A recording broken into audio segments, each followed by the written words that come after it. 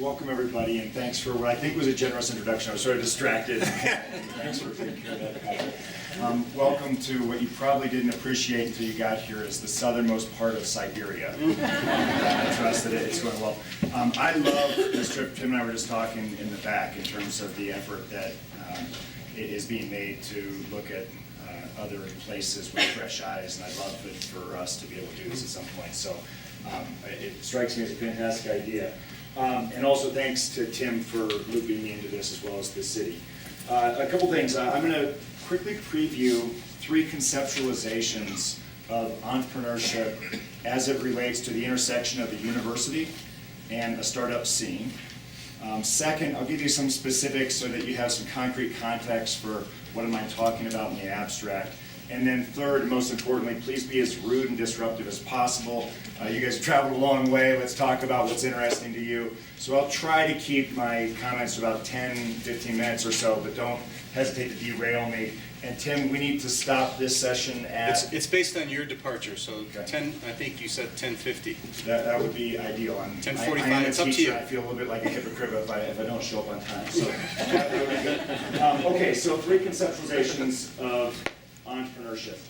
Something we've been talking a little bit about that might be of interest to you all is, what is it to be an entrepreneurial university? So if you look at some of the rankings, such as U.S. News and World Report's Princeton Review, you'll see there's some rankings as it relates to universities. By the way, is the chancellor here? Yeah, okay, cool. Pitching to you here. There's rankings as it relates to, say, the business school.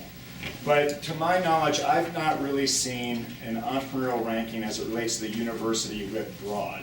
And that's not insignificant because you really don't want entrepreneurship to be a ghetto that's housed only in the business school. You really want entrepreneurship to be infused across the campus, including the business school, engineering, arts and sciences, if you're in my shoes, the law school as well. And so we've been talking about what is it to be a great public entrepreneurial university. And one conceptualization I want to tee up is 3 dimensions that really tracks the 3 conventional ways that we think about universities anyway. One is, if you look at the top, I've got this notion of the university as a convener, as a catalyst for the community, and that fits the traditional role of outreach as it relates to a public university. I'll talk a little bit more about what we've been doing on that front, where I think especially over the last 6 or 7 years, the tenor in the Boulder and really throughout the Front Range scene has really been changed by the way that we've approached entrepreneurship and our role as a convener and a catalyst.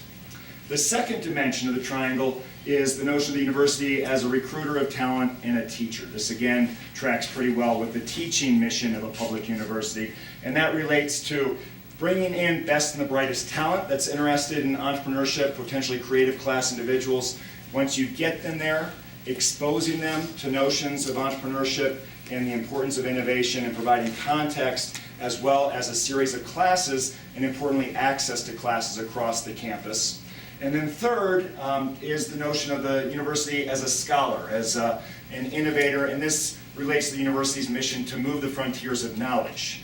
To be transparent, I'll talk a little bit more about this if you're interested. I think this is still a work in progress for us at CU. The Innovation Center of the Rockies, the work that Tim and Eric has done is moving the meter, and I think there's some good encouraging signs, but we do not have MIT or a Stanford culture yet where our best and brightest professors are routinely taking ideas out into startups. So I think we've made the most progress in the first 2 dimensions, the outreach and the teaching, and the third remains a work in progress from our perspective. So that's conceptualization 1 of how I'm seeing the world. Conceptualization 2, anyone want to take a guess as to what this is? Let me show you pictures. The Wonderful Life. Any jazz fans? So this is New York 52nd Street. This was the epicenter of jazz in the 30s and 40s. If you wanted to be a jazz musician, you had to be here. And you were going to go play, you were going to go sit in on sessions, you were going to soak up the ideas that others had. And that relates to a notion that Brian Eno has. He calls it genius, which is the group version of genius. And this gets to the idea that really when it comes to innovation and new ideas and creativity, no one goes it alone. You're picking up all sorts of elements from others in order to succeed. And when it comes to a startup ecosystem, I really believe deeply in the concept of senius, because when you think about startups, by the way, do we have entrepreneurs who are here? Okay.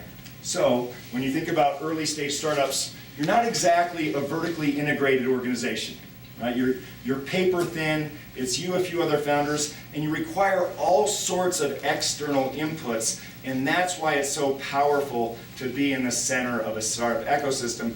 And what I see us trying to do at CU is to create those conditions where startup entrepreneurs can come without a lot of friction, have information spillovers, exchange ideas, form teams, and allow the kinds of conditions in which innovation can occur, just like 52nd Street jazz musicians in New York. You're wondering if I was going to come back to that, by the way. There is a All right, so that's conceptualization number 2. Number 3 is how we're organized at CU with respect to entrepreneurship, and this is this is an unfortunate slide. I'm sure that no one can read it. Just the central takeaway here is that we do not have a centralized hub for entrepreneurship at CU. In fact, I describe this as a confederated approach. And if you go along each of these circles, I'm happy to share the slides if you're interested, you'll see that there's now entrepreneurial presence in almost every building across the campus. The business school has the Deming Center for Entrepreneurship. Actually, Eric came through that program. I lead something called the Silicon Flatiron Center's Entrepreneurship Initiative. We're physically housed in the law school. The Center for Entrepreneurship in Music is housed in the School of Music. In Arts of Sciences now, the students have access to a cross-campus certificate in entrepreneurship. Will probably be rebranded as a business minor here soon, but there's access from there. In engineering, there's something called the eShip program. We have something called Boulder Digital Works, which is housed in our Atlas program that provides students the chance to take 10 credit hours this semester in building a business. Our computer science department has a class that's now co-taught between a CS tenured professor and Zach Neese of Rally Software, who's the CTO at Rally. Rally, for those of you who were checking out the Boulder Business News last Friday, just went out public. So a nice success story on our entrepreneurship scene. So the point is we have entrepreneurial presence now across the campus in a decentralized, confederated approach. Downside of this is, what do we hear from outside the community? It's very confusing. Why don't I have one touch point for all things entrepreneurship across campus?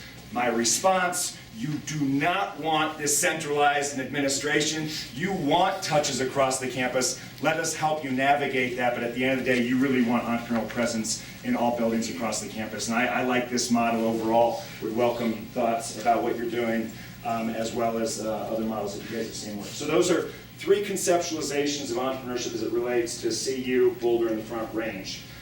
Specific to our role here as convener catalyst, Brad Feld, who's probably among the most, if not the most visible member of the entrepreneurial community here. He's a venture capitalist with something called the Foundry Group. He wrote a book called Startup Communities, in which he more or less tells the Boulder story.